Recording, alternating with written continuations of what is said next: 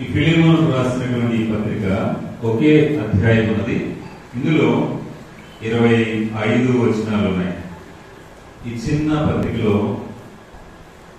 ఒక వ్యక్తిని గురించినటువంటి సంగతులు మనం జ్ఞాపకం చేసుకుంటూ దేవుని వాక్యాన్ని మనం ధ్యానం చేద్దాం. చిన్న ప్రార్థన. కృప కలిగిన మా తండ్రి, మరి ఉదయకాలం మీ సన్నిధిలో మీ పిల్లలుగా మేమందరం సమకూడి మీ యొక్క సన్నిధిలో మిమ్మల్ని కీర్తించడానికి, మహిమపరచడానికి మీరు సహాయం చేస్తున్నాను. స్తోత్రం. దయగల మా ప్రభువా, అనేక మంది యవన బిడ్డలను స్థలానికి మీరు సమకూర్చారు, నడిపించారు. మీకు వందనాలు. మీ మాటలు మేము వినటి కొరకై ఫిలిమోనుకు రాసిన పత్రికలో ఉంది మీ సహాయం కొరకు మేము అర్థిస్తూ కనిపెడుతూ ఉన్నారు. మీరే మా అందరితో మాట్లాడండి, మాకు అవసరమైన సంగతులు అందించండి. ఆత్మీయ క్షేమాభివృద్ధి పొందినట్లుగా అనేకులు రక్షించబడి మీ సాక్ష్యం కలిగి జీవించినట్లుగా, స్థానిక సంఘంలో బాధ్యత కలిగి మీ నామ మహిమ కొరకు జీవించినట్లుగా, మీరు ఆకలి కొరకు సిద్ధపడినట్లుగా సహాయం చేయండి. ఈ కూడిక ప్రారంభం నుండి చివరి వరకు మీరు అధ్యక్షత వహించండి. మీ నామములకు మహిమ కలిగినట్లుగా సమస్తం మర్యాదగాను క్రమంగాను మీరే జరిగించండి. మీ కృపా హస్తాలకు మమ్మల్ని అప్పగించుకుంటూ ఉన్నాం.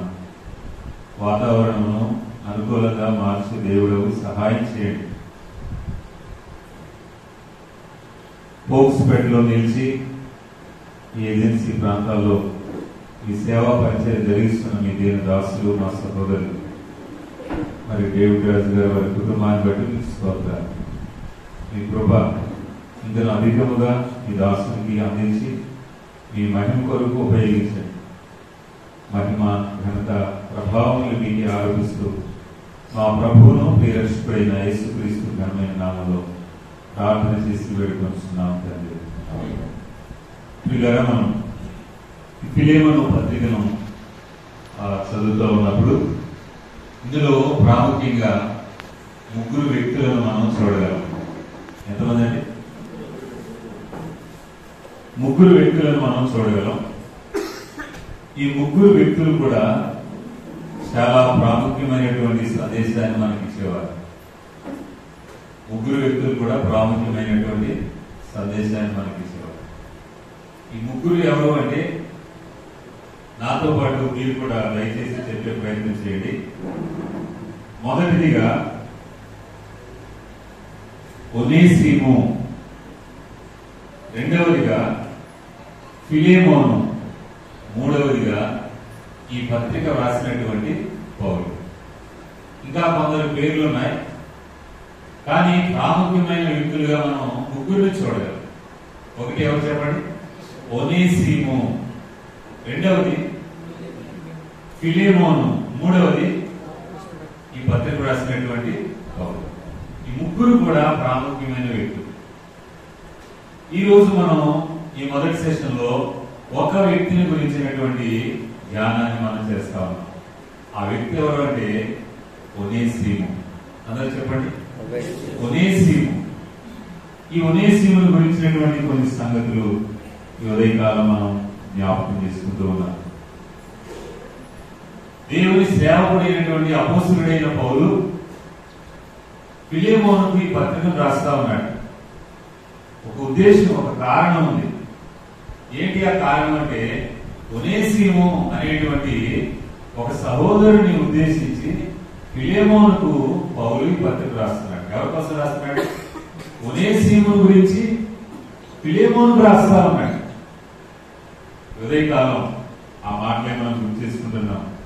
మొదటిగా మనం జ్ఞాపకం చేసుకుంటున్న విషయం ఏమిటి అంటే, ఒనేసిము అనేటువంటి పేరుకు ఉన్న అర్థం ఏమిటి? పేరుకు ఉన్న అర్థం, ఒనేసిము అనే పేరుకు ఉన్న అర్థం ఏంటి? ఎవరికైనా తెలిస్తే చెప్పండి.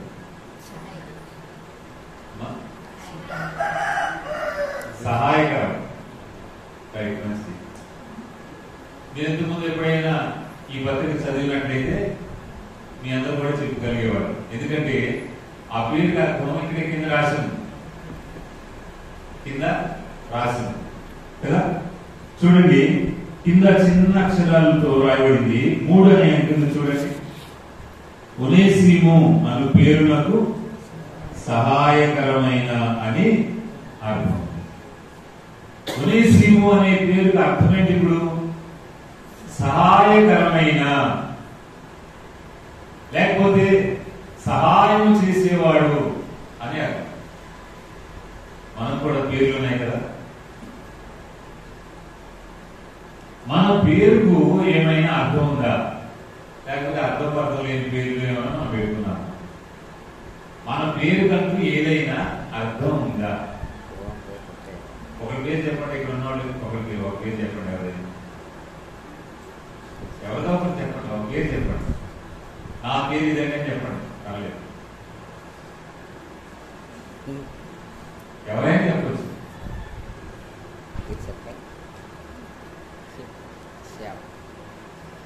సరే, నా పేరే ఉంది. నా పేరు విజయ చంద్ర. ఆ పేరుకు మనం అర్థం ఏంటంటే చెప్పగలమా? ఏమైనా చెప్పగలమా? ఏదైనా ఒక అర్థం వస్తుంది కదా.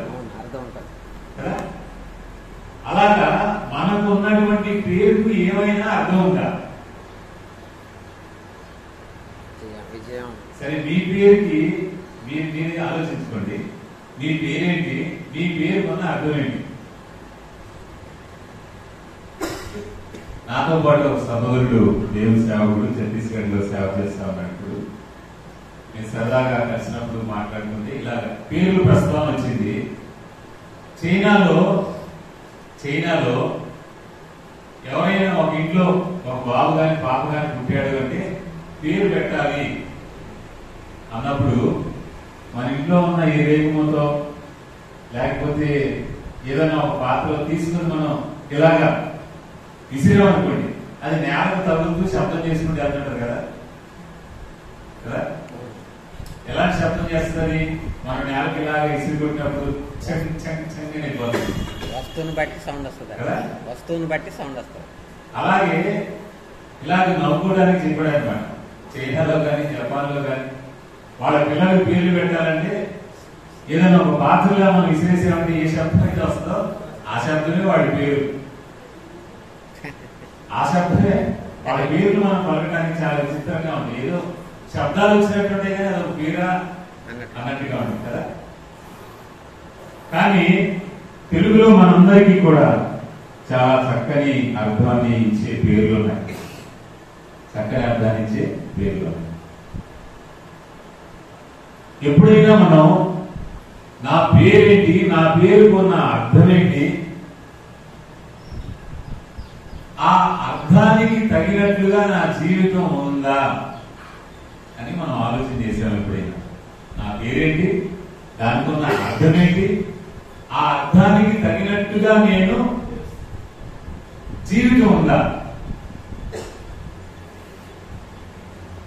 సంతోషమ్మ అనే పేరుంది అనుకున్నాం, లేకపోతే ఆనందరావు అనే పేరుంది అనుకున్నాం. ఏమనుకుంటాం మనం? స్మైలీ అనే పేరుంది అనుకున్నాం. ఎప్పుడు కోపంగా ఉన్నారనుకోండి, ఎప్పుడు కోపంగా ఉండేవాడికి స్మైలీ అనే పేరు సెట్ అవుతుందా? అర్థమే లేదు కదా. సంతోషమ్మ అనే ఆవిడ ఎప్పుడు ఏడుస్తా ఉందనుకోండి, ఆ పేరుకి అర్థమేమైందా కదండి. ఇలాగన మనం పెట్టే పేరుకి జీవితానికి కొన్నిసార్లు ఎలా ఉంటది? అసలు సంబంధమే ఉండదు. కానీ దేవుని వాక్యాన్ని మనం చూసినప్పుడు, బైబిల్ గ్రంథంలో ఉన్నటువంటి భక్తులు లేక వ్యక్తులు వారి యొక్క జీవితాన్ని మనం చూసినప్పుడు, వారి పేరు ఏదైతే ఉందో వాళ్ళ జీవితం, వాళ్ళ నడవడిక ఖచ్చితంగా అలాగే ఉంది కదండి. అబ్రహాముకి 100 సంవత్సరాలప్పుడు కుమారుడు పుట్టాడు. అప్పటికి చాలా వయసు ఎంత? 30 సంవత్సరాలు. ఎంతండి? 1 సంవత్సరం అంటే చెప్పడం పర్లేదు. 90, ఆయనకి 99. అప్పుడు కుమారుడు పుట్టాడు. ఏమని పేరు పెట్టారు? ఇస్సాకు అని పేరు పెట్టారు. అంటే అర్థం ఏంటి? నవ్వు పుట్టించేవాడు. దానికి అర్థం ఏంటంటే నవ్వు పుట్టించి. ఎందుకు నవ్వు పుట్టిస్తాడు? ముసల్తనంలో బిడ్డను కన్నారు. మరి నవ్వుకురా? ప్రత్యేకమైనటువంటి కారణం లేదు. ముసల్తనంలో బిడ్డను కన్నారు. ముసలోడు బిడ్డను కన్నారా అని నవ్వుకుంటారు కదా. నవ్వు పుట్టించేవాడు అని పేరు పెట్టారు. ఆయన తర్వాత మళ్ళీ ఇద్దరు కుమారులు పుట్టారు. ఏ పేర్లు? ఇస్సాకు, యాకోబు. యాకోబు అంటే ఏం పేరు? అర్థం ఏంటి అని చెప్తామా? నిజమేనా కదా? యాకోబు అంటే ఏంటి? మోసగాడు. ఆయన వ్యక్తిత్వం, ఆయన జీవితం అలాంటిది. అందుకని ఆయన ఏమని పేరు పెట్టారు? మోసగాడు. లేకపోతే ఆ యాకోబు పుట్టేటప్పుడే ఆ ముందు పుట్టినటువంటి అన్నయ్య మడిని పట్టుకుని వచ్చాడు బయటికి. మడిని పట్టుకుని బయటకు వచ్చాడు. అందుకని మడిని పట్టుకున్నవాడు అనే అర్థం కూడా యాకోబు అనే పేరు పెట్టారు. పాత నిబంధనలో లేక బైబిల్ గ్రంథంలో ఒక బిడ్డకు పేరు పెట్టేటప్పుడు ఆ తల్లిదండ్రులు ఖచ్చితమైనటువంటి అర్థాన్ని ఇచ్చేటట్లుగానే పేరు పెట్టారు. అర్థం లేని పేర్లు ఎక్కడా పెట్టాలి. బైబిల్ గ్రంథం అంతట్లో కూడా అర్థవంతమైన పేర్లు ఉన్నాయి. వాళ్ళ జీవితం ఏంటో వాళ్ళ పేరులో ఉండదు. అంతే, వాళ్ళ జీవితం ఏంటో వాళ్ళ పేరులో ఉండదు. యాకోబు మోసగాడు, మోసం చేస్తూ జీవించాడు. ఒకరోజు యబ్బోకు రేవు దగ్గర దేవునితో పెళ్ళాడుతా ఉన్నాడు. నీవు నన్ను ఆశీర్వదించితేనే కానీ నిన్ను పోనీయను అని దేవునితో వాదులాడుతా ఉన్నాడు. అప్పుడు దేవుడు నీ పేరేంటి అని అడిగాడు. నీ పేరేంటి అని అడిగితే ఏమని పేరు చెప్పాడు? నా పేరు యాకోబు అండి, నా పేరు మోసగాడండి అని చెప్పేశాడు. అప్పుడు దేవుడు ఏమన్నాడు? ఇప్పటి నుండి నీ పేరు మోసగాడు కాదు, యాకోబు కాదు, ఇశ్రాయేలు అన్నాడు. చూసారా? దేవుడు పేరు మార్చాడు అనేక మనం చెప్పుకుంటాం. కానీ అక్కడ మారింది ఏంటి? జీవితం మారింది. చాలా సార్లు కొంతమంది విమర్శ చేసేవాళ్ళు ఉన్నారు. యేసు ప్రభువును అనుకుంటే పేర్లు మార్చేస్తారని అంటారు. మారాల్సింది పేర్లా, జీవితమా? చెప్పండి మీరు. మారాల్సింది ఏంటి? పేర్లు కాదు, జీవితం మారాలి. జీవితం మారకుండా మనం ఎన్ని మంచి పేర్లు పెట్టుకున్నా, గొప్ప వాళ్ళ పేర్లు, బైబిల్లో ఉన్న పేర్లు పెట్టుకున్నా, మన జీవితం మారకపోతే అది ఎలా ఉంటుంది? నవ్వులు పాలి. ఒకసారి ప్రకాశం జిల్లాలో సువార్తకు వెళ్ళాము. సువార్త కోసం వ్యాన్కి సువార్త పర్మిషన్ కావాలని స్టేషన్ కి వెళ్ళినప్పుడు మీరెవరు ఏంటంటే చెప్పాం. లోపల ఆ పోలీసుడు అన్నారు, మీ కూడా ఒకడు లోపల ఉన్నాడు. ఒకడు లోపల ఉండేది అర్థం కాలేదు. మీ మాస్టర్ ఒకడు లోపల ఉన్నాడు అన్నాడు. ఏం చేశాడంటే ఆ పక్కన టైంలో గొడవ రేజ్ అయిపోయి ఈ మాస్టర్ గారి కత్తితో 18 కోట్లు కొడిచాడు. 18. కానీ ఒక్క కత్తి పోటు కూడా అతనికి తగల. కింద పడి దొల్లుకుంటే వెళ్ళాడంట ఆయన. ఈ మాస్టర్ గారు పొడుగుతానే అయిపోతున్నా ప్రతి పోటు కూడా భూమిలో దిగబడుతుంది. ఒక్క పోటు కూడా తగల. ఆ మాస్టర్ గారిని లోపలేదు. ఇప్పుడు సువార్తకి మైక్ పర్మిషన్ కోసం వెళ్ళాము. ఏం చెప్పాలి ఇప్పుడు? ఆల్రెడీ లోపల ఆయన ఉన్నాడు. మారాల్సింది ఏంటి? పేర్లు కాదు, మన జీవితం మారాలి. జీవితం మారకుండా క్రైస్తవుల పేర్లు, గొప్ప భక్తుల పేర్లు మనం పెట్టుకున్నంత మాత్రాన ఏముంటది? అపహాస్యం, నవ్వులు పాలు, దేవుని నామానికి అవమానమే, దేవునికి నింద చేయడమే. కాబట్టి ఈరోజు మనం గుర్తు చేసుకోవాలి, మన పేరు దానికి తగిన జీవితం ముఖ్యం. పేరుకు తగిన జీవితం ముఖ్యం. ఈరోజు మనం జ్ఞాపకం చేసుకుంటున్నాం. ఆ వ్యక్తి పేరేంటండి? ఒనేసిము. ఒనేసిము అంటే సహాయకరమైన వాడు, సహాయం చేసేవాడు. అది ఆయన యొక్క గుణం, ఆయన యొక్క లక్షణం, అది ఆయన యొక్క జీవితం. అది ఈరోజు మనం ఆ ఒనేసిముల గురించి కొన్ని మాటలు గుర్తు చేసుకుంటాం. ఒనేసిము అంటే సహాయకరమైన వాడు, సహాయకరమైన వాడు. చూడండి, కొన్ని వచనాలు మనం చదువుదాం. ఫిలిమోన పత్రికలో మనం 8వ వచనం నుండి మనం చదువుతున్నాం. చదవగలిగిన వారు చదివే ప్రయత్నం చేయండి, లేకపోతే అందరూ చదివినా పర్లేదు. 8వ వచనం నుండి, కావున యుక్తమైన దానిని గురించి ఆజ్ఞాపించుటకు క్రీస్తునందు నాకు బహు ధైర్యం కలిగి ఉన్నాను, వృద్ధుడను. ఇప్పుడు క్రీస్తు యేసు ఖైదీనై ఉన్న పౌలను నేను ప్రేమను బట్టి వేడుకొనడం మరి మంచిదనుకొని నా బంధకములలో నేను కనిన నా కుమారుడు ఒనేసిము కోసము నిన్ను వేడుకొనుచున్నాను. ఇక్కడ పౌలు ఫిలేమోనుకు రాస్తూ చెప్తున్నాడు ఈ మాట. ఓ ఫిలేమోను, నేను ఇప్పుడు వృద్ధుడయ్యాను, నేను ఇప్పుడు బంధకాలలో ఉన్నాను, చెరసాలలో ఉన్నాను కదా, చెరసాలలో బంధకాలలో ఉన్నాను. వయసు కూడా పెద్దదైపోయింది, వయసు కూడా పెద్దదైపోయింది. ఈ చెరసాలలో సంఖ్యలో ఉన్నటువంటి దేవుని సేవకుడైన పౌలు, ఒక చిన్న మాట నేను జ్ఞాపకం చేసుకుంటూ వెళ్తాను. పౌలును జైల్లో పెట్టారు. ఎందుకంటే సువార్త ప్రకటన చేస్తున్నందుకు, యేసు ప్రభువుని గురించి ప్రకటిస్తా ఉన్నందుకు ఎక్కడ తీసుకెళ్ళి చేస్తారు, సంఖ్యలు వేశారు, సంఖ్యలు వేశారు. ఇది ఈనాటికి కూడా కనబడుతూనే ఉంది. యేసు ప్రభు గురించి చెప్తే గొడవ ప్రారంభమవుతుంది. ఆనాడు ఉంది, ఈనాడు కూడా. సరే, పౌలు చెరసాలలో ఉన్నాడు, చెరసాలలో ఉన్నాడు. ఏ కారణం చేత ఈ ఒనేసిము కూడా పౌలుకు తారసపడ్డాడో లేక తాను కూడా అదే చెరసాలకు వెళ్ళాడో మనకైతే తెలియదు. కానీ మొత్తానికి ఒనేసిము పౌలును కలుసుకున్నాడు, లేక పౌలు ఒనేసిముని కలుసుకోవడం జరిగింది. పౌలు ఈ ఒనేసిముకు ఏం చేశాడు? యేసు వార్తను ప్రకటించాడు. యేసు ప్రభువు గురించిన సువార్త ప్రకటన చేయగా ఈ ఒనేసిము రక్షించబడ్డాడు. ఒనేసిము రక్షించబడ్డాడు.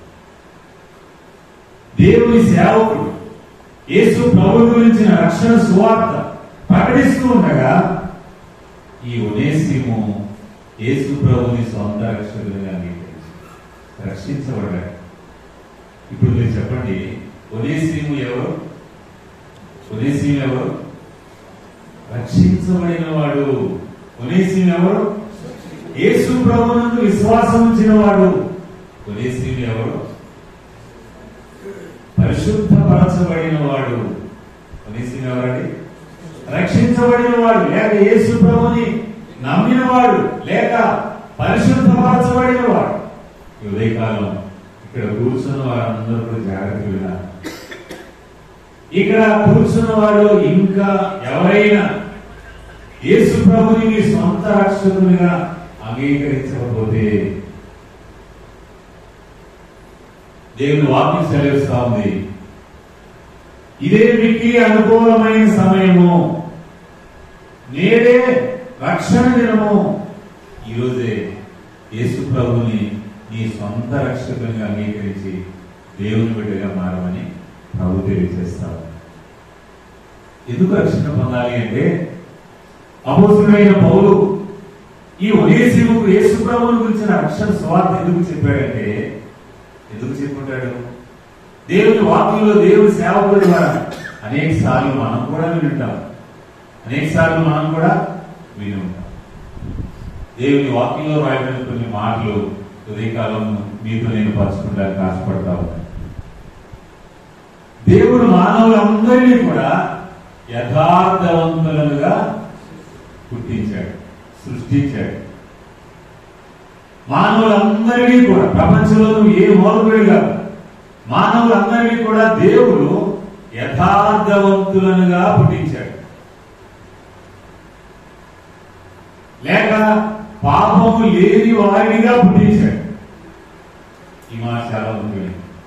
దేవుడు మానవులను యథార్థవంతులుగా పుట్టించాడు. కానీ మనం ఏం చేస్తా ఉన్నాం? మనకు నచ్చిన వాటిని కోరి దేవుని నుండి మనము తొలగి పక్కకు వెళ్ళిపోతాం. ఈ క్రమం ఎలా జరిగింది అంటే, ఆదామును హవ్వను దేవుడు సృజించాడు. దేవుడు ఆదాము హవ్వలకు ఒక చిన్న మాట చెప్పాడంటే, ఈ తోటలో ఉన్నటువంటి వృక్ష ఫలములన్నిటినీ కూడా మీరు మీ ఇష్టం వచ్చినట్టుగా మీ ఇష్టం వచ్చినట్టు తినవచ్చు, నిరభ్యంతరంగా అన్ని తినవచ్చు. కానీ ఇదిగో ఈ చెట్టు ఫలములు మాత్రం మీరు తినకూడదు, ఈ చెట్టు ఫలములు మాత్రం మీరు తినకూడదు. ఆ ఒక్క మాట దేవుడు చెప్పాడు. ఆ చెట్టు ఫలాలు విషమా, తింటే చనిపోతారా, ప్రమాదమా అని ఉద్దేశం కాదు. ఇంకా కొంతమంది అన్నట్టుగా అసలు అలాంటి చెట్టు దేవుడు ఎందుకు తయారు చేశాడు, అసలు మ్యాటరే కాదు. ఏంటి? దేవుడు చెప్పిన మాట వింటారా లేదా అనేది మాత్రమే. ఆ చెట్టు మంచిది కాదని, లేదా తింటే చనిపోతారని అనే ఉద్దేశం కాదు. దేవుడు చెప్పిన మాట వింటున్నారా లేదా అనేది ఇక్కడ విషయం. అన్ని చెట్ల ఫలాలు మీరు తినండి, ఈ చెట్టు పండు మాత్రం తినదన్నాడు. అక్కడ మనం గమనించాల్సింది దేవుని మాట వినటం.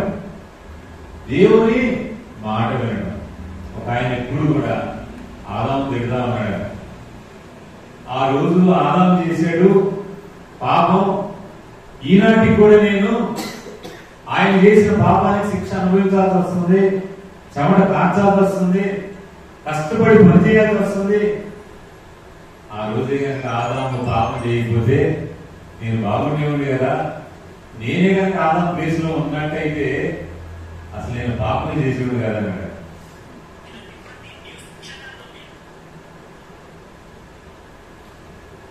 ఒకరోజు డేవిడ్ రాజు గారు లాంటి దైవజనుడు ఇంట్లో ఉన్నటువంటి కుర్రోడితో చెప్పి, బాబు నేను సేవకు వెళ్తున్నాను, మరి వచ్చేసరికి ఒక 6 రోజులు పట్టొచ్చేమో, జాగ్రత్త, మరి ఇదిగో ఇంటి తాళాలని ఇచ్చి వెళ్ళిపోయాడు. వెళ్ళేటప్పుడు ఒక మాట చెప్పాడంట, అరే నువ్వు ఏ గదిలో కన్నా వెళ్ళు, పర్లేదు, ఎక్కడన్నా నువ్వు పర్లేదు, అది ఆ గంప మాత్రం ముట్టుకోవద్దని చెప్పాడు. అర్థం కాలేదు వీడికి. బీరువా తాళాలు ఇచ్చాడు, 6 తాళాలు ఇచ్చాడు, ఈ వంటగది తాళాలు ఇచ్చాడు, అన్ని తాళాలు ఇచ్చాడు.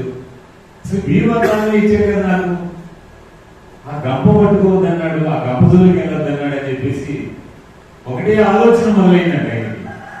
ఎప్పుడైతే అయ్యగారు బయటికి వెళ్ళాడో, వెళ్ళిన కొద్ది సమయంలోనే విలువైన వస్తువులు లేకపోతే డబ్బులు ఇంకే ఉన్నా ఆ బీరువా తాళం అయితే ఇచ్చాడు, కానీ ఈ గంప జోలికి వెళ్ళొద్దు అన్నాడు. ఇంకా అంటే దాని కింద ఏదో మొత్తానికి ఏదో పెట్టుంటాడు, అందుకనే దాన్ని ముట్టుకోవద్దు అన్నాడు. అసలు అందులో ఏముందో నేను ఖచ్చితంగా చూడాలని చెప్పేసి అయ్యగారు అలా వెళ్ళిపోగానే ఈ గంప పైకి లేవు చూశాడంట. ఏముంది దానిలో? ఆ గంప కింద ఒక ఎలుక ఉందంట. ఎప్పుడైతే ఆ గంప పైకి ఎత్తాడో ఈ ఎలుక తప్పించుకు పారిపోయింది. ఏగారు రాని వచ్చారంటే విషయం అర్థమైపోయింది. ఈ కుర్రోడికి ఆ ముఖంలో ఉన్నటువంటి కవళికలు హావభావాలన్నీ చూసేసరికి అయ్యగారికి అర్థమైపోయింది, నేను గంప ముట్టుకోవద్దని ముట్టుకున్నాడు అని గ్రహించి ఏంట్రా ఎలా ఉంది అని అడిగితే చెప్పేసాడు. అయ్యగారు మీరు గంప జోలికి వెళ్తున్నారు కదా, నేను ఆ గంప పైకెత్తానండి, దాని కింద ఇక తిన్నాను. అరే ఆ రోజు ఆదాం ప్లేస్లో నువ్వు ఉన్నా కానీ నీ పని కూడా ఇలాగే ఉంటుంది. ఆదాం ప్లేస్లో ఎవరున్నా కానీ ఇలాగే ఉంటుంది. దానికి ఏమి లేదు. అసలు నేను చెప్పిన మాట వింటాడా లేదా అనేది ఒక పరీక్ష. ఏదైనా తోటలో దేవుడు ఆ చెట్టు ఎందుకు పెట్టాడు, అది ఉండకూడదు కదా అనేది కాదు. దేవుడు చేసిన ప్రతిదీ కూడా మంచిది మంచిది మంచిది అనేది చేశాడు, కానీ చెడ్డదనేది ఎక్కడ చేశాడని రాయబడిందా? అది అన్ని మంచిది. ఆ చెట్టు కూడా మంచిదే. కానీ దేవుడు చెప్పిన మాట వింటారా లేదనేదే ఇక్కడ విషయం. ఆ మాట ఆదాము హవ్వలు వినలేదు, పాపం చేశారు కదా. తద్వారా దేవుని యొక్క శాపం వారి మీదకి వచ్చింది. చెప్పాడు దేవుడు, నీవు నా మాట వినకుండా నీ భార్య మాట విన్నావు, పాపం చేశావు. ఇదిగో నీ మీదకి వచ్చేటువంటి శిక్ష ఇలా ఉంటుంది ఇలా ఉంటుంది అని చెప్పాడు. అమ్మ కూడా పిలిచి, నా మాట వినకుండా నీవు సర్పం మాట విన్నావు, సాతాను మాట విన్నావు, నీకు ఇలా జరుగుతుంది అని చెప్పాడు. ఏదైనా తోటలో నుండి వారికి ఇటువేయబడ్డారు. దేవుడితో సహవాసం కోల్పోయి దూరంగా వెళ్ళిపోయారు. ఆదాము హవ్వలు దేవుని మాటలు మీరి పాపం చేసిన కారణాన్ని బట్టి ఈనాడు ఉన్నటువంటి సకల మానవాళి కూడా పాపముల్లో బంధించబడి ఉంది. వారి యొక్క సంతానమైనటువంటి మానవ జాతి మనము పాపపు స్వభావాన్ని కలిగి ఉన్నాం. తెలివైన ఆయన అంటాడు, ఆదాము హవ్వలు పాపం చేశారు కానీ వారు దేవుని యొక్క తీర్పు శిక్షను పొందుతున్నారు. ఆ పాపం వల్ల వచ్చే జీవితమైన మరణాన్ని పొందుతున్నారు. నేను ఏ పాపం చేయలేదు, నేను పాపాత్ముడిని ఎలా అవుతానని ఈనాడు అనేటువంటి ప్రశ్న వేస్తాను. తెలియదు కదా, నేనే పాపం చేయలేదు, నేను పాపాత్ముడిని ఎలా అవుతాను? నేను పాపాత్ముడిని కాదు, నువ్వు నన్ను పాపం అంటావేంటి అని తిరగబడేవి కూడా కదా. చాలా రకాల చెట్లు ఈ ప్రాంతాల్లో చూస్తా ఉన్నాం కదా. ఏ చెట్టు అయినా మీరు తీసుకోండి, వేప చెట్టు అయినా, మామిడి చెట్టు అయినా, ఇంకే జీడి మామిడి చెట్లు ఉన్నాయి, ఇంకే ఏ చెట్టు అయినా మీరు చూసుకోండి, మీరు ఆ పండు యొక్క లోపల గింజ ఉండదు కదా, సపోజ్ వేప చెట్టు తీసుకుందాం, వేప గింజ ఉంది, ఆ వేప గింజ చిన్నది, లేకపోతే ఆ మామిడి పండులో ఆ లోపల ఉన్నటువంటి విత్తనం ఆ టెంక చిన్నది. ఆ చిన్న ఆ విత్తనంలో మనం ఆకులు చూడగలమా? కొమ్మలు చూడగలమా? లేకపోతే మామిడి పండు చూడగలమా? చూడలేము. కానీ అవన్నీ కూడా ఆ విత్తనం లోపలే ఉంటాయి. అలాగే పగలు కూడా చూసేది లోపలే ఉండదు. ఎలా ఉంటాయి అవి? ఆ చిన్న గింజ మనం భూమిలో నాటినప్పుడు అది కొన్ని దినాలయ్యేసరికి మొలకెత్తి చిన్న మొక్కగా పెరిగి ఇంకా కొద్ది కాలానికి ఆకులు కొమ్మలు వచ్చి సంవత్సరాలు అయ్యేసరికి అందులో నుంచి పువ్వులను కాయలు వస్తాయి. మరి మనం నాటిన చిన్న విత్తనమే కదా, అందులో చివన్నీ ఎలా వచ్చాయి? కాలం గడిచే కొలది ఆ చిన్న విత్తనం లోపల ఉన్నటువంటి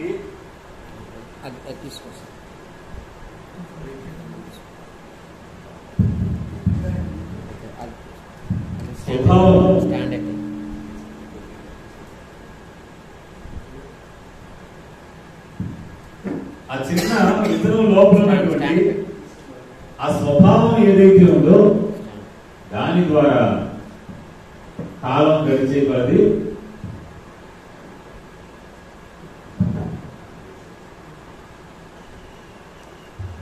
కాలం గడిచే కొలది ఏమవుతా ఉంది,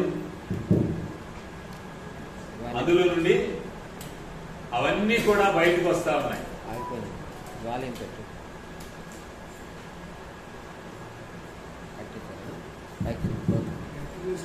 అందులో నుండి అవన్నీ కూడా బయటకు వచ్చేస్తా ఉన్నాయి. సరిగ్గా బిడ్డ పుట్టినప్పుడు పవిత్రంగానే ఉన్నాడు కదా, మనం చూస్తా ఉంటే పవిత్రంగానే ఉన్నాడు. ఈ మాట చాలా జాగ్రత్త వినాలి. బాగానే ఉన్నాడు, కానీ వయసు పెరిగే కొద్ది ఏమవుతా ఉంది, మీరందరూ గమనించే ఉంటారు. ఈ మాట నేను చెప్పే మాట మీ అందరూ గమనించే ఉంటారు. వయసు పెరిగే కొద్ది మనిషి ఎలా మారుతున్నాడు చెప్పండి. వయసు పెరిగే కొద్ది చిన్నపిల్లల మాట్లాడు కదా. పుట్టినప్పుడు బాగానే ఉన్నారు, పిల్లలందరూ కూడా బాగానే ఉన్నారు. కానీ వయసు పెరిగే కొద్ది ఎలా మార్పు చెందుతా ఉన్నారు. మా చిన్నోడి స్కూల్లో జాయిన్ చేయడానికి వాడు వెళ్ళడానికి దగ్గరలో ఉన్న స్కూల్స్ వేయాలని మేము అన్ని ఒకసారి అలా రౌండ్ వేసి ఈ స్కూల్ ఎలా ఉంది కనుక్కొని సరే ఒక స్కూల్కి వెళ్ళాం.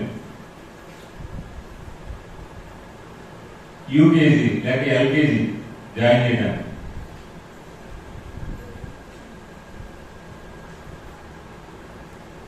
అప్లికేషన్ ఫీజు 1000 రూపాయలు.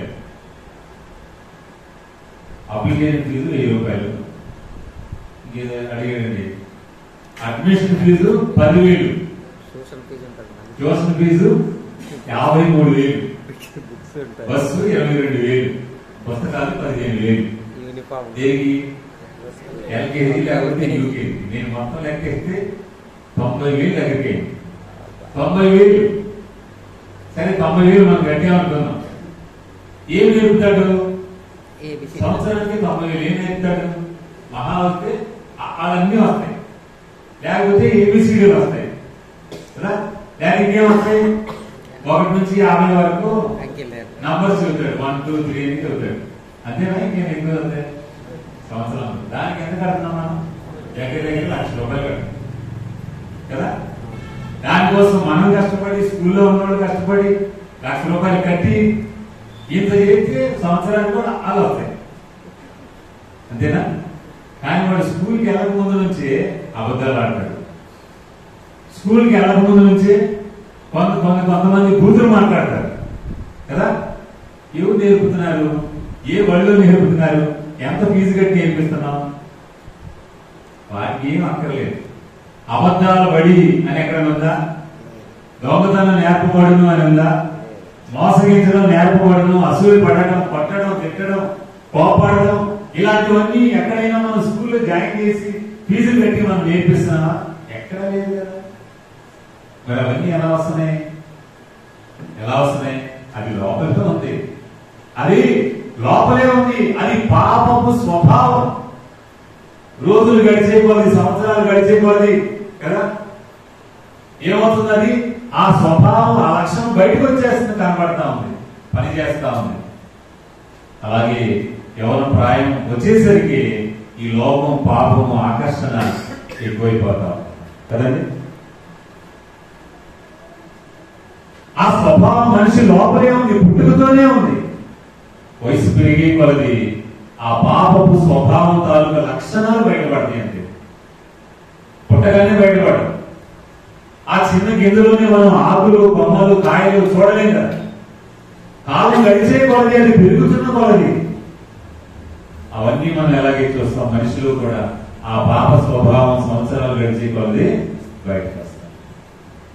కాబట్టి ప్రతి మానవుడు కూడా పాపపు స్వభావాన్ని కలిగి ఉన్నాడు. ప్రతి మానవుడు కూడా, భూమి మీద జన్మించిన ప్రతి మానవుడు కూడా పాపాత్ముడై ఉన్నాడు.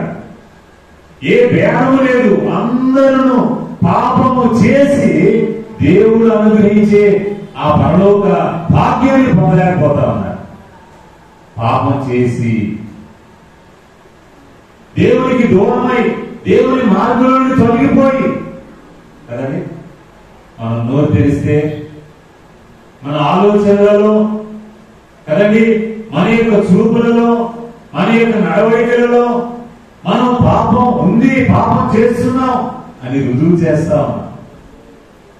ఒక ఆయన ఉన్నాడు, మేము కాలేజీ చదువుకునేటప్పుడు ఇక్కడ నుంచి తెలుగు మీడియం చదువుకునే బైబిల్ కాలేజీకి అక్కడ అంతా స్ట్రిక్ట్ గా ఇంగ్లీష్ లో మాట్లాడాలి. ఎందుకంటే దేశం నలుమూల నుంచి అన్ని రాష్ట్రాల నుంచి వచ్చే వాళ్ళు ఉంటారు, అన్ని భాషలు మాట్లాడేది కుదరదు కాబట్టి ఎవరైనా ఖచ్చితంగా ఇంగ్లీషే మాట్లాడాలి. కొంతమందికి ఒక వారం నుండి జ్వరం వచ్చేది, జ్వరం వచ్చిందని చెప్పడానికి కూడా తెలియదు, ఇంగ్లీష్ లో మాట్లాడాలి కూడా కావాలి. అలాగే సరేనని డాక్టర్ దగ్గరికి తీసుకెళ్ళావా, ఆయన అడిగారని ఏం చెప్పాలి, ఇంగ్లీష్ లో చెప్పాలి. చాలా సమస్య ఏదన్నమాట. ఆయన అన్నాడు, ఈ ఖచ్చితంగా ఇంగ్లీష్ వచ్చింది అంటానికి రుజువు తెలుసా, నువ్వు నిద్రలో కూడా ఇంగ్లీష్ లోనే మాట్లాడాలి. నీ కళ వచ్చిందా, కళ కూడా ఇంగ్లీష్ లోనే రావాలన్నాడు. ఇంగ్లీష్ లో కళ కూడా ఇంగ్లీష్ లోనే రావాలి, కళలో కూడా మీరు ఇంగ్లీష్ లోనే మాట్లాడాలి. అప్పుడు నీకు ఖచ్చితంగా ఇంగ్లీష్ వచ్చినట్టు. వీళ్ళగా మనం అవునన్నా కాదన్నా మనలో ఏముంది, పాపం ఉంది, పాపం ఉంది. పాపాన్ని బట్టి మనం ఏం చేస్తా ఉన్నాం, జీవిస్తూనే ఉన్నాం. పాపం లేదనడానికి అవకాశమే లేదు. మానవులందరి లాగా పాపాత్ములై ఉండగా పాపము నుండి మనల్ని విడిపించడానికి యేసు ప్రభు ఈ లోకానికి వచ్చాడు. ఈ లోకానికి పాపము లేనివాడుగా, పరిశుద్ధుడుగా, మానవ పాపములను తొలగించడానికి, మానవ పాపానికి పరిహారం చేయడానికి యేసు ప్రభు ఈ లోకంలో ఆయన జన్మించాడు. దేనికోసం? మనలో ఉన్న పాపాన్ని తొలగించడానికి, మనలను మరలా పరిశుద్ధులుగా చేయడానికి, పాప స్వభావం తొలగించడానికి, దేవుని బిడ్డలుగా పరలోక రాజ్యానికి, దేవుని ఇంటిలో మనల్ని చేర్చడానికి యేసు ప్రభు ఈ లోకంలో జన్మించాడు. క్రిస్మస్ పండుగలు చేసుకోవడానికి కాదు. అర్థమైందా? యేసు ప్రభు ఎందుకు పుట్టాడు? క్రిస్మస్ పండుగలు చేసుకోవడానికి కాదు. క్రీస్తు నేడు పుట్టాను అని మనం ఇల్లు తిరిగి తెలవడానికి కాదు. ఎందుకు పుట్టాడు? మనలో ఉన్న పాపాన్ని తొలగించి, మనలో ఉన్న పాప స్వభావాన్ని తొలగించి, మనం దేవుని ఇంటిలో, దేవుని రాజ్యంలో, దేవుని బిడ్డలుగా మనం జీవించడం వరకు, మన పాప పరిహారం చేయడం వరకు ఈ లోకంలో జన్మించాడు. శిలువలో ఆయన ప్రాణం పెట్టాడు. సమాధిని జయించి ఆయన 3వ రోజున తిరిగి లేచాడు. ఇది యేసు ప్రభువుని గురించినటువంటి సువార్త. ఈ ఒనేసిముకు పౌలు ప్రకటించగా, అయ్యో నేను పాపిని అని గ్రహించి ఒనేసిము తన పాపాలు ఒప్పుకొని తన పాపాలను విడిచిపెట్టాడు. తన కొరకు బలియాగమైన యేసు ప్రభువుని తన సొంత రక్షకుడిగా అంగీకరించాడు. ఒనేసిమ పాపములన్నీ కూడా కడిగివేయబడ్డాయి. ఒనేసిమ పాపములన్నీ కూడా తుడిచివేయబడ్డాయి. క్రీస్తు రక్తంలో తన జీవితాన్ని కడుక్కున్నాడు, పరిశుద్ధుడయ్యాడు. పరిశుద్ధుడయ్యాడు.